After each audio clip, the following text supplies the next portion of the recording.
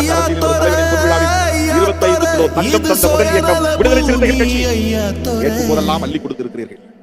வறுமையான குடும்பம், அன்றாடம் காட்சிகள்.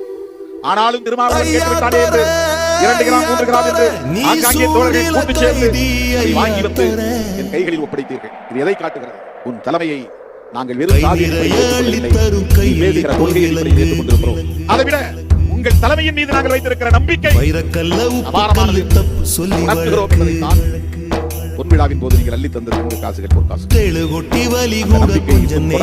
சாட்சியம் தான். தர்மபுரியிலே அள்ளி தந்திருக்கிற 50 லட்சம் ரூபாய் பிற மாவட்ட தோழர்களுக்கு நாங்கள் தர விரும்புவது குறைந்தது ஒருங்கிணைந்த மாவட்டத்தின் சார்பில் 25 லட்சம் ரூபாய், அதிகபட்சம் 1 கோடி ரூபாய் தர்மபுரியை பின்பற்ற வேண்டும். தர்மபுரி சிறுத்தைகளை ஒரு உந்துதலாக எடுத்துக்கொண்டு தர்மபுரியே 1 கோடி தந்துவிட்டார்கள்.